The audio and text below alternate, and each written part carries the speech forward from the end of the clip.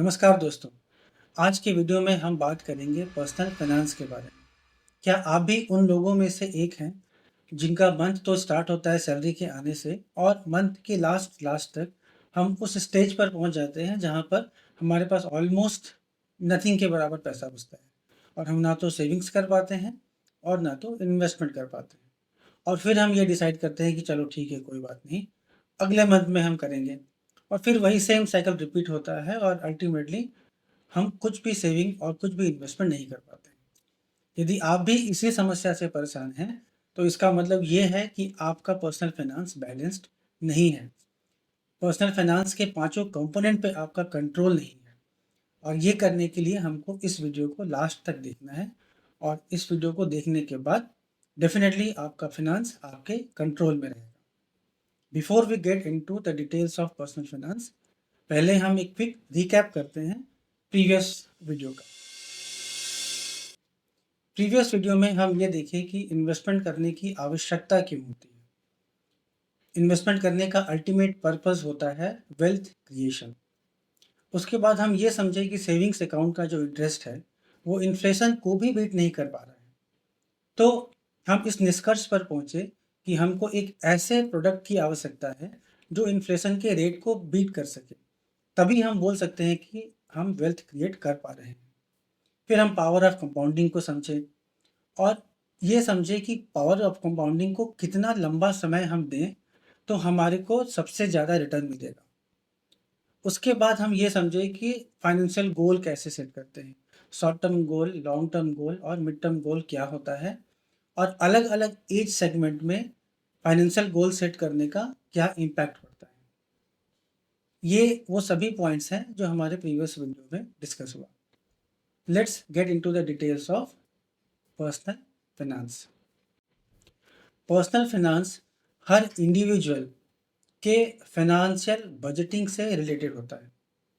Personal finance के 5 important component हैं: income, spending, savings और इमरजेंसी फंड, इन्वेस्टमेंट और प्रोटेक्शन। इन पांचों सेगमेंट को वन बाय वन हम देखेंगे और समझेंगे कि पर्सनल फाइनेंस में इन पांचों कंपोनेंट का क्या कंट्रीब्यूशन होता है। फर्स्ट कंपोनेंट है इनकम। इनकम में हम उन सोर्सेज को इंक्लूड करते हैं जहां से भी हम पैसा अर्न कर रहे हैं। और फर्स्ट कंपोनेंट इनकम का अल्टीमेट पर्पस सिर्फ इतना है कि हमको ये पता हो कि किसी पर्टिकुलर मंथ या पर्टिकुलर ईयर में हमारा टोटल इनकम कौन कौन से सोर्स से कितना कितना होगा, ताकि आपको ये एग्जैक्टली पता रहे कि कौन से मंथ में आपका इनकम क्या है। अब इनकम के सोर्स क्या क्या हो सकते हैं? वो हमारा सैलरी हो सकता है, सैलरी के साथ में जो हमको पीरियोडिकली बोनस मिलता है वो हो सकता है, जो डेली वेजेस पे काम करते हैं या फिर जो फ्रीलांसिंग का काम करते हैं उनका आवरली या कॉन्ट्रेक्चुअल जो रेट है वो उनका इनकम सोर्स हो सकता है। डिविडेंड जो हम स्टॉक में इन्वेस्टमेंट करते हैं उससे जो हमको पीरियोडिकली, चाहे क्वार्टरली हो चाहे वो एनुअली हो, जो भी डिविडेंड हमको मिलता है वो भी हमारा इनकम का सोर्स हो सकता है। पेंशन, जो रिटायर्ड हैं जिनको गवर्नमेंट से पेंशन मिल रहा है वो उनका पेंशन भी उनका इनकम सोर्स है। उसके अलावा कुछ भी और दूसरा सोर्स हो सकता है जहाँ से भी हम on any given particular month या किसी साल में कुछ पैसा अर्न कर रहे हैं।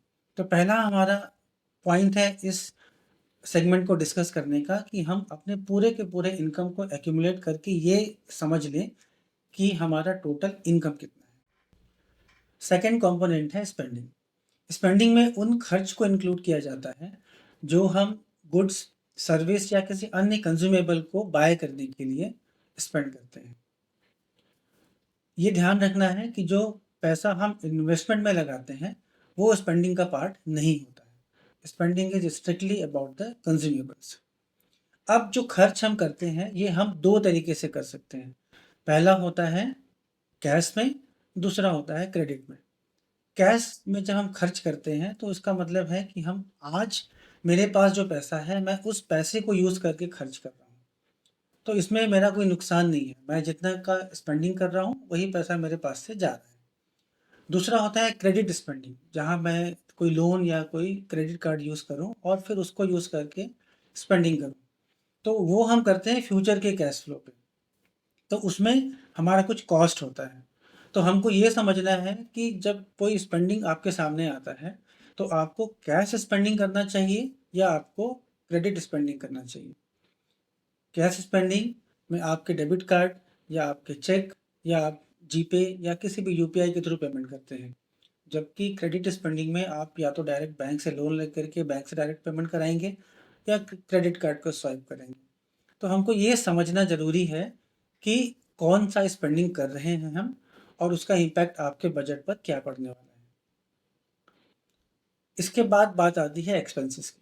एक्सपेंसेस को मैं दो अलग अलग कैटेगरी में लिस्ट डाउन किया हूँ यहाँ पर। एक कैटेगरी है नीड्स और दूसरा कैटेगरी है वांट्स। नीड्स कैटेगरी में उन एक्सपेंसेस को रखा गया है जो कि हमारे लिए मैंडेटरी है, हम उसके बिना सरवाइव नहीं कर सकते और वो हमारे लिए बिल्कुल इम्पॉर्टेंट है, जिनको हमको खर्च करना ही करना है। और दूसरा कैटेगरी है वांट्स का। वांट्स जो है वो डिस्क्रिशनरी एक्सपेंस है। इसका मतलब ये हुआ कि ये हमारे ऊपर डिपेंड करता है कि वो खर्च आप करना चाहते हैं या नहीं करना चाहते हैं। या दूसरे शब्दों में या सामान्य शब्दों में समझें तो हमारा बजट आपको ये डिसाइड करने में हेल्प करेगा कि आप उस खर्च को कर सकते हैं कि नहीं कर सकते हैं। तो आप ये डिसाइड करिए कि आपका जो भी स्पेंडिंग है वो नीड के कैटेगरी में आता है या वांट के कैटेगरी में आता है। और फिर उसके बाद डिसीजन लीजिए कि वो आपको कैश से करना है या क्रेडिट से करना है। कैश से करेंगे तो इट्स ऑलवेज गुड, क्रेडिट से करेंगे तो उसका इम्पैक्ट आपके बजट पर क्या पड़ने वाला है, ये आपको समझना बहुत ज़रूरी है। तीसरा कंपोनेंट है सेविंग्स या इमरजेंसी फंड। हम इनकम के बारे में बात किए, हम उस इनकम में से कुछ स्पेंडिंग में लगाए। अब हमारे पास जो पैसा बचा हम उसमें से बात कर रहे हैं सेविंग्स बनाने का या इमरजेंसी फंड बनाने का। सेविंग्स या इमरजेंसी फंड होता क्या है? ऐसा आम जीवन को देखते हुए ऐसा निर्धारित किया गया है कि 6 से 8 महीने का जो हमारा इनकम है वो हमारे पास एज एन इमरजेंसी फंड होना चाहिए। तो यदि आपके पास किसी भी तरीके का फ्यूचर में या तो कोई मेडिकल इमरजेंसी आ सकता है या नो इनकम का सिचुएशन आ सकता है या चाहे घर में कुछ रिपेयर करना हो, कार का कुछ रिपेयर करना हो, उन सभी इमीडिएट एक्सपेंसेस को मैनेज करने के लिए इमरजेंसी फंड आपको हेल्प करेगा। लेकिन ये ध्यान रखना है कि ये इमरजेंसी फंड उतना भी बड़ा ना हो कि आप वहाँ पर इंटरेस्ट लूज़ करना स्टार्ट कर दें। बोलने का मतलब ये है कि यदि आप 6 महीने का इमरजेंसी फंड मेंटेन कर रहे हैं, तो आपको 6 महीने का जो इनकम है, उस पे आपको बहुत ज़्यादा इंटरेस्ट नहीं मिलेगा। उसका कारण क्या है कि इमरजेंसी फंड को हम या तो कैश के फॉर्म में रखते हैं या सेविंग्स अकाउंट में रखते हैं या करेंट अकाउंट में रखेंगे या फिर किसी शॉर्ट टर्म फिक्स्ड डिपॉज़िट में डाल देंगे। तो इन चारों ही कंडीशन में आपका जो ओवरऑल जो आपको रिटर्न मिलेगा, वो बहुत ही कम होगा। शायद इन्फ्लेशन के बराबर या आप इन्फ्लेशन को बीट भी ना कर पाएँ। इसीलिए आपका इमरजेंसी फंड का साइज़ बहुत बड़ा नहीं होना चाहिए। और यदि आप इमरजेंसी फंड 6 मंथ के हिसाब से मेंटेन कर रहे हैं और यदि आप उससे क्रॉस करते हैं, तो फिर आप उन पैसे को इन्वेस्टमेंट में लगाना स्टार्ट कर दीजिए। That is the ideal approach we should be following.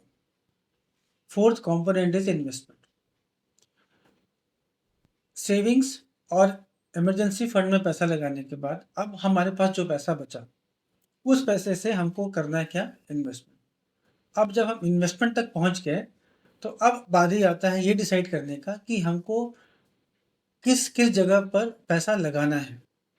उसके लिए हमको सभी पॉसिबल ऑप्शंस को समझना है। क्या क्या पॉसिबल ऑप्शंस हैं? स्टॉक्स, एनएससी, बीएसई, कहीं भी हम अपना ट्रेडिंग अकाउंट ओपन कर सकते हैं और डिसाइड कर सकते हैं कि कौन से स्टॉक में अपने को पैसा लगाना है। यहाँ पर मैं सिर्फ बात कर रहा हूँ कैश सेगमेंट का, इन्वेस्टमेंट का। ठीक है, हम कोई भी एक कंपनी चूज कर सकते हैं, वहाँ पर पैसा लगा सकते हैं लॉन्ग टर्म के हिसाब से और हमको डेफिनेटली अच्छा रिटर्न मिलना चाहिए। स्टॉक। दूसरा ऑप्शन है बॉन्ड्स। गवर्नमेंट बॉन्ड है, कॉर्पोरेट बॉन्ड है, जिनका एक फिक्स्ड रेट ऑफ इंटरेस्ट होता है। तो हमको ये एश्योरिटी होता है कि जो भी उसका ड्यूरेशन है, चाहे वो मंथली बॉन्ड हो, चाहे वो क्वार्टरली बॉन्ड हो, चाहे सेमी एनुअल हो, चाहे एनुअल हो, एक फिक्स्ड पीरियड के बाद में आपको एक certain amount as an interest आपको मिलेगा। तो वो भी एक सिक्योर्ड इनकम का सोर्स होता है और ये भी डेफिनेटली आपके इन्फ्लेशन को बीट करेगा। उसके बाद अगला ऑप्शन क्या है? Mutual fund. म्यूचुअल फंड में बहुत ही प्रकार के म्यूचुअल फंड हैं आज के समय में, अलग अलग कैटेगरी के, sector based, growth based, security के हिसाब से, लो रिस्क, हाई रिस्क। आपको अपना ज़रूरत, आपका गोल समझना है और उसके हिसाब से डिसाइड करना है कौन सा म्यूचुअल फंड आपके नीड के हिसाब से सूट कर रहा है। फिर है रियल इस्टेट। रियल इस्टेट का मतलब आपके पास आपका पैसा लगाने के लिए रियल इस्टेट में क्या-क्या ऑप्शन है। रेसिडेंशियल ऑप्शन, या तो आप एक घर खरीद सकते हैं, वहाँ पे रह सकते हैं और साथ-साथ में उसका ईएमआई जल्दी से पटा करके ख़त्म कर दीजिए और वो घर का जो वैल्यू एप्रिशिएट हो रहा है, वो आपके लिए रिटर्न है।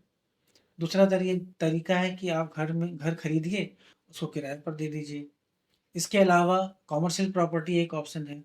तो रियल एस्टेट में भी अलग-अलग रास्ते हैं आपका पैसा लगाने के लिए। फिर कमोडिटीज़, या कोई भी कमोडिटी आप चूज़ करिए और उसको खरीद करके उसको अपने पास रखिए। तो ये इन्वेस्टमेंट के कुछ ऑप्शंस हैं, लेकिन ये बहुत ही हाई लेवल में हम डिस्कस कर रहे हैं। अभी जब हम अगले वीडियो में मूव करेंगे, तो हर एक प्रोडक्ट को लेकर के उसके बारे में डिटेल में समझेंगे। फिफ्थ कंपोनेंट है प्रोटेक्शन। प्रोटेक्शन क्या होता है? Protection against any unexpected, any adverse event. जो भी फैमिली का मेन मेंबर है, फॉर एग्जांपल यदि मैं अपने केस का बात करूं, तो सपोज मैं अपने घर का प्राइमरी मेंबर हूं और मैं अपने नीड के हिसाब से एक फाइनेंशियल प्लान बना करके इन्वेस्टमेंट, सेविंग सब कुछ कर रहा हूँ। अब अचानक से कुछ ऐसा अनएक्सपेक्टेड इवेंट हो जाए और सपोज मैं दुनिया में ना रहूँ, तो क्या होगा? तो उस केस में मैं जो भी पैसा इन्वेस्ट कर रहा हूँ, वो तो सब वहीं का वहीं रुक जाएगा, क्योंकि वहाँ उसके बाद तो वहाँ पर कोई भी पैसा एज़ एन इनकम आएगा नहीं। तो उसके लिए हमारे पास होना चाहिए प्रोटेक्शन प्लान, और जो होता है इंश्योरेंस। इंश्योरेंस 2 टाइप का हो गया, पहला हो गया लाइफ इंश्योरेंस, दूसरा हो गया हेल्थ इंश्योरेंस। लाइफ इंश्योरेंस में एक हम बात करते हैं टर्म इंश्योरेंस का, जो कि प्योरली हमारे फैमिली को सेव करने के लिए होता है।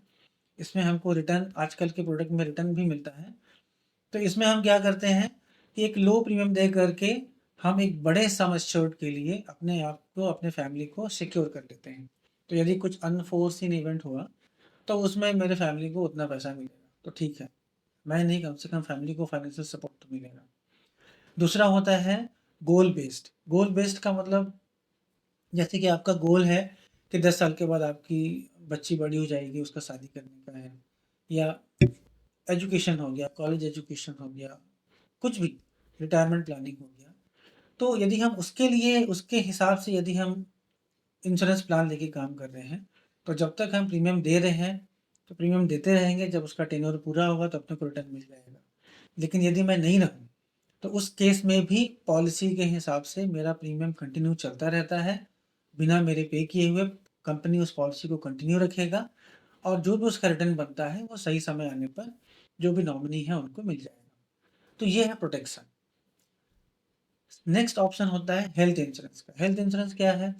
किसी भी तरीके का मेडिकल इमरजेंसी आ गया, हॉस्पिटलाइजेशन, हॉस्पिटल का एक्सपेंसेस, वो अपना हेल्थ इंश्योरेंस से कवर होता है।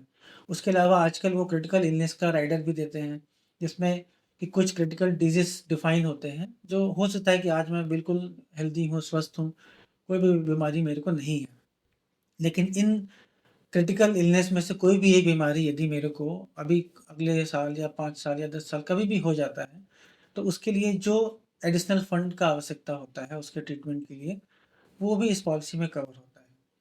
तो यहाँ पर हम बात करते हैं प्रोटेक्शन का। Protection is not investment. Insurance हमेशा से एक प्रोटेक्शन का प्लान है। इंश्योरेंस को कभी भी इन्वेस्टमेंट के ऑप्शन के रूप में ना देखें। सो हमने पर्सनल फाइनेंस के पांचों कंपोनेंट को डिस्कस कर लिया। अब देखते हैं कि पर्सनल फाइनेंस का प्रोसेस क्या होता है। पर्सनल फाइनेंस को मैनेज करने का प्रोसेस है एक एक करके ये समझना कि इन पांचों कंपोनेंट में हम कहाँ पर फिट होते हैं और मेरा फाइनेंस आज के डेट में कितना स्ट्रांग या कितना वीक है।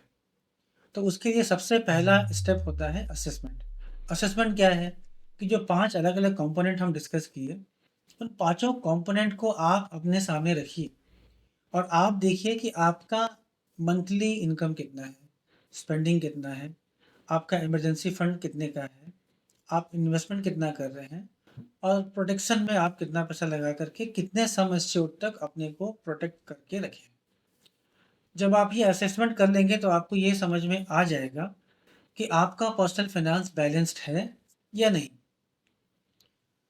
पर्सनल फाइनेंस असेसमेंट करने के बाद आपका सेकंड पॉइंट होता है गोल। जो जो हम प्लान करते हैं लाइफ में, जो फाइनेंशियल गोल का जो हम बात किए पिछले वीडियो में भी, उस गोल का कुछ ना कुछ पर्पस है। हमारा कुछ शॉर्ट टर्म गोल है, कुछ मिड टर्म गोल है, कुछ लॉन्ग टर्म गोल है।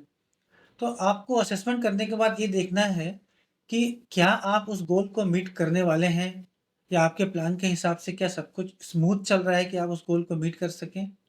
यदि हाँ, तो बहुत अच्छा बात है।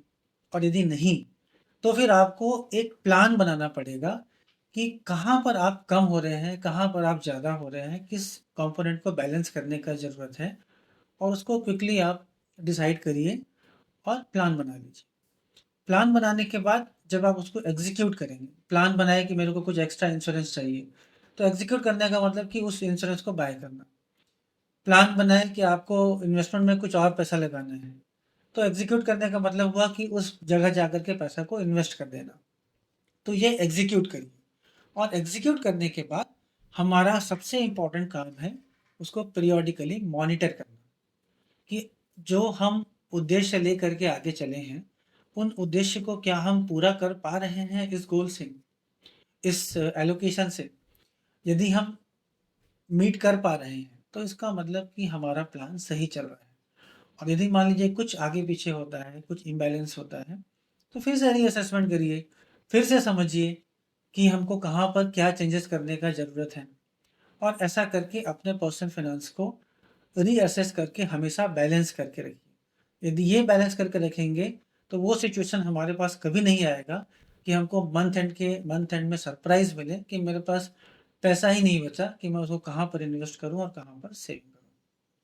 अभी हम एक इम्पॉर्टेंट रूल की बात कर रहे हैं जो कि बहुत ही पॉपुलर है, और पर्सनल फाइनेंस के हर बुक और हर रेफरेंस मटेरियल में आपको ये मिलेगा। इस रूल को बोलते हैं 50-30-20 रूल। 50-30-20 रूल बहुत ही स्ट्रेट फॉरवर्ड है, और ये आपको ऐसा बोलता है कि आपके टैक्स के बाद का जो इनकम है, उसका 50% आपके नीड्स में खर्च होना चाहिए, और उसका जो 30% है वो आपके वांट्स में खर्च होना चाहिए, और जो 20% बच रहा है उसको सेविंग्स में जाना चाहिए। लेकिन इस रूल का सबसे बड़ा फ्लॉ ये है कि ये स्टैटिक कंट्रीब्यूशन, स्टैटिक डिस्ट्रीब्यूशन पे बात करता है, जो कि आज के समय में हर इनकम क्लास के लिए एप्लीकेबल नहीं हो सकता। तो मैं इस रूल से कभी एग्री नहीं करता, फिर भी मैं इस स्लाइड में ऐड किया हूँ, इस वीडियो में ऐड किया हूँ, ताकि आपको ऐसा ना लगे कि हम कुछ इंपॉर्टेंट छोड़ दिए। तो एग्जाम्पल से इसको समझना हो, तो यदि आप किसी एक ऐसे व्यक्ति का बात करते हैं जिसका सैलरी 20,000 है, 50% मीन्स 10,000 रुपीज़। क्या 10,000 में वो अपना नीड पूरा कर सकता है? यहाँ पे 50-30-20 का रेशियो बिल्कुल अलग हो गया। यदि हम किसी ऐसे व्यक्ति का बात करते हैं जिनका सैलरी 1,00,000 रुपए है, 50% नीड्स के लिए, 30% 30,000 वांट के लिए, और 20,000 हम जमा कर रहे हैं इन्वेस्टमेंट में, जो कि कम ही है। लेकिन क्या 30 + 50 80,000 रुपये, 1,00,000 के सैलरी में हमारा खर्च नीड और वांट में होना चाहिए? थोड़ा ज़्यादा लग रहा है। यदि किसी ऐसे व्यक्ति की बात करें जिनका सैलरी 5,00,000 है, तो क्या उनको 2,50,000 रुपये खर्च करना पड़ेगा नीड्स पे? तो this rule comes with a disclaimer. ये रूल स्टैटिक नहीं हो सकता। बजट का जो डिस्ट्रीब्यूशन का रूल है, दैट शुड बी डायनेमिक, और हमारे सैलरी के हिसाब से उसका लिंक होना चाहिए, ना कि स्टैटिक परसेंटेज वाइज डिस्ट्रीब्यूशन से। मैं आपके साथ एक बजट शीट शेयर कर रहा हूँ, उसको गूगल ड्राइव में सेव करके उसका लिंक मैं इस डिस्क्रिप्शन में ऐड करूँगा वीडियो की। आप चाहें तो वहाँ से डाउनलोड कर सकते हैं। इस बजट शीट को बहुत ही सिंपल तरीके से बनाया गया है, इसमें कोई बहुत कॉम्प्लिकेशन नहीं है जो आप ना बना सकें। मैं इसको बनाया हूँ खाली ये डिस्प्ले करने के लिए, समझाने के लिए कि किसी चीज़ को दिमाग में रखने में और किसी चीज़ को पेन एंड पेपर से लिख करके या फिर एक्सेल में लिख करके समझने से क्या फ़र्क पड़ता है। तो करना कुछ नहीं है, खाली हम लोग यहाँ पर ये किए हैं कि 2 सेगमेंट को हम लिए हैं, 2 फाइनेंस के कंपोनेंट को लिए हैं, एक है इनकम, दूसरा है स्पेंडिंग। और हम उसको डिस्ट्रीब्यूट करनी है, इनकम के कुछ अलग-अलग सोर्सेस को लिखे हैं, और स्पेंडिंग का जो भी अलग-अलग एक्सपेंस एक्सपेंस का जो कैटेगरी हो सकता है, उनको हम लिखे हैं। और साथ में ये लिखे हैं कि हर मंथ में कौन से हेड से मेरे को इनकम आ रहा है, और उनको लास्ट में हम लोग टोटल कर लिए हैं मंथ वाइज, तो मेरे को ये पता चल रहा है कि कौन से मंथ में मेरे पास कितना टोटल इनकम आ रहा है। उसके बाद मंथ वाइज हमारे पास जितने भी एक्सपेंस के जो हेडिंग्स हैं, हम उसके हिसाब से उन खर्च को यहाँ पर लिख लिए हैं और लास्ट में टोटल कर ले रहे हैं कि टोटल हमारे पास खर्च कितना हो रहा है। और फिर इनकम और खर्च का डिफरेंस निकाल करके हम डेफिसिट या सरप्लस क्रिएट कर रहे हैं कि हमको पता चले कि आज मेरे इस मंथ में मेरे पास सरप्लस होने वाला है या डेफिसिट होने वाला है। और फिर हम उसको कंसोलिडेट करते चल रहे हैं। कंसोलिडेट कैसे कर रहे हैं वो देखिए, जनवरी में मेरे पास 8,500 का सरप्लस आया, फरवरी में 50,000 का इनकम है और 63,000 का एक्सपेंसेस है। तो इनकम से ज़्यादा खर्च का बात कर रहे हैं, तो मेरे पास कुछ तो पैसा शॉर्टफॉल होगा। तो शॉर्टफॉल को पूरा करने के लिए हम कुछ तो मैनेज करना पड़ेगा, इमरजेंसी फंड से निकालिए या कुछ भी करिए। तो ये 13,500 का शॉर्टफॉल है, लेकिन 13,500 के शॉर्टफॉल के साथ में आपके पास 8,500 का पिछले महीने का सरप्लस है। तो नेट आपके पास कितना बढ़ रहा है, बच रहा है 5,000 का शॉर्टेज हो रहा है, जो आप इमरजेंसी फंड से मैनेज कर सकते हैं। फिर अगले महीने मार्च का बात करेंगे तो आपके पास 17,500 का सरप्लस आया। उसमें 5,000 का जो शॉर्टेज आप निकाले थे इमरजेंसी फंड से, उसको वापस वहाँ पर डाल दीजिए और आपका नेट जो सरप्लस है वो 12,500 हो गया। तो इस तरीके से हम इस सीट को बनाए। पर्पस सिर्फ इतना है कि जब आप आपके खर्च को इस तरीके से एक सीट में लिख लेंगे, तो आपको ये पता रहेगा कि ऑन एनी गिवन मंथ आप कहाँ पर स्टैंड करते हैं। और बस इस सीट को या आप अपने किसी कॉपी, डायरी कहीं पर भी लिख करके या किसी भी बजटिंग के ऐप को डाउनलोड करके आप इस प्रोसेस को फॉलो करिए, ताकि आपको पता चले कि हमारा स्टैंडिंग क्या है ऑन एनी गिवन मंथ। उसके हिसाब से प्लान करना बहुत ही ईज़ी हो जाता है, ना कि लास्ट मिनट सरप्राइज़। एक सर्वे के हिसाब से हमारे पूरे देश भारत में ऑलमोस्ट 75% लोगों के पास में फाइनेंशियल प्लान नहीं होता है। और फाइनेंशियल प्लान नहीं होने का डिसएडवांटेज क्या है? ओवर स्पेंडिंग, हमको अंदाज ही नहीं होता है कि हम कितना खर्च कर रहे हैं और हम ज़रूरत से ज़्यादा खर्च कर देते हैं। सेविंग्स को इग्नोर करते हैं और स्लोली हम डेट ट्रैप में फंसना स्टार्ट हो जाते हैं।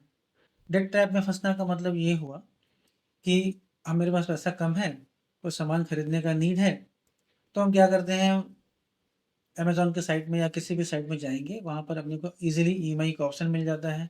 हमारे पास क्रेडिट कार्ड भी होता है, हम जा कर के वहाँ से क्रेडिट कार्ड पे ईएमआई पे सामान को ले लेते हैं। यदि हमारा 4,000 का ईएमआई मिल रहा है अपने को, हमको लगता है कि अरे क्या है, हर महीने 4,000 रुपये एक्स्ट्रा देना है, और ऐसे करके आपके बजट में 4,000 रुपये हर महीने ऐड हो गया, जब तक कि आपका ईएमआई क्लोज़ नहीं होता है। फिर ऐसे करके दूसरा सामान खरीदने का ज़रूरत आएगा, फिर वही साइकिल, फिर से आप सोचेंगे कि अरे ठीक है, वैसे ही कर लेता हूँ। ऐसे कर करके हमारा धीरे धीरे ईएमआई बढ़ता जाता है और हम उस स्टेज में पहुंच जाते हैं जहां पर हम कमाने ही लगते हैं सिर्फ ईएमआई पटाने के लिए। तो इसीलिए अपने को ये करने से बचना है।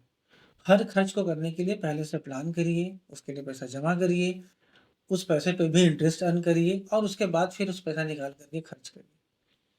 जो पैसा आप बैंक को देंगे एज एन इंटरेस्ट, वो पैसा आप खुद अर्न करके अपने पास रखिए, क्यों देंगे बैंक को। तो अपने फाइनेंस को कंट्रोल में रखने के लिए आप इन 8 पॉइंट्स को स्टेप बाय स्टेप फॉलो करिए। और यदि आप इन 8 पॉइंट्स को फॉलो करते हैं, तो ये मेरा गारंटी है आपको कि आप कभी भी परेशान नहीं होंगे फाइनेंस के बारे में। पहला पॉइंट है, अपना फाइनेंशियल गोल सेट करिए। फाइनेंशियल गोल सेट करने का मतलब है कि एक पेपर में बैठ करके लिखिए कि आपका short term, mid term, long term 3 साल में आपका क्या-क्या खर्च आने वाला है, 5-7 साल में क्या-क्या आने वाला है, 10 साल में क्या-क्या आने वाला है, वो एक प्लान करके लिखिए। तो वो आपका फाइनेंशियल गोल गोल बन जाएगा। उसके बाद उसका फाइनेंशियल प्लान बनाइए। फाइनेंशियल प्लान बनाने का मतलब कि उस गोल को मीट करने के लिए आप पैसा जमा कैसे करेंगे, कितना-कितना पैसा आपको जमा करना पड़ेगा, जहाँ पर आप जमा कर रहे हैं वहाँ से आपको इंटरेस्ट कितना मिलेगा। तो जहाँ जो खर्च आपको 5 साल के बाद करना है, 5 साल में आपको इंटरेस्ट के साथ में कितना पैसा मिलेगा। जहाँ पर आपको 10 साल के बाद खर्च करना है, वहाँ 10 साल के बाद में आपको इंटरेस्ट के साथ कितना पैसा मिलेगा। तो वो एक प्लान डेवलप करिए। फिर आपका एक इमरजेंसी फंड, आपका जो मंथली इनकम है उसका 6 गुना इमरजेंसी फंड मेंटेन करके चलिए। शॉर्ट टर्म एफडी या सेविंग्स अकाउंट या कुछ कैश के रूप में मेंटेन करके। मैनेज द डेट, अपने डेट को मैनेज करिए। आपके पास जितना भी डेट है उसको बैठ करके लिखिए, कौन सा डेट आपका सबसे ज़्यादा महंगा है, उसको जल्दी से जल्दी ख़त्म करिए। और अपने पूरे खर्च को इस तरीके से प्लान करिए कि आप डेट को डिपेंडेंसी के समान यूज़ ना करें। आपको डेट को वाइजली यूज़ करना है, आपको टैक्स सेविंग के हिसाब से डेट यूज़ कर रहे हैं, तो वो आपके लिए बहुत ही अच्छा बात है। लेकिन आप इसलिए डेट को यूज़ ना करें कि आप उसी पे डिपेंडेंट हैं और उसके बिना आप कोई भी खर्च नहीं कर सकते। तो हमारा डेट जो है वो थोड़ा-सा कष्टदायक हो जाता है। तो आप डेट को गुड डेट और बैड डेट में डिवाइड करिए। समझिए दोनों का डिफरेंस। मेरे को एक ट्रांसपोर्टेशन के लिए कार चाहिए, कोई भी कार चलेगा सिंपल सा, वो मेरा गुड डेट हो सकता है। लेकिन मैं उसकी जगह पर लग्ज़री कार में जाता हूँ और बिना मतलब का 40 लाख 50 लाख का कार खरीदता हूँ, तो वही आपका जो ट्रांसपोर्टेशन का नीड है, वो आपके बैड डेट में कन्वर्ट हो जाता है। तो हर डेट को वाइज़ली डिसाइड करिए कि उसको किस फॉर्म में होना चाहिए और आप उसको एज़ अ गुड डेट रखना चाहते हैं या एज़ अ बैड डेट रखना चाहते हैं। Family and you on priority. Her planning पे आप खुद को और अपने परिवार को पहला प्रायोरिटी दीजिए, उसके बाद ही किसी दूसरे चीज़ पे जाइए। तो आपका अपना खुद का सेफ्टी सबसे पहला प्रायोरिटी होना चाहिए।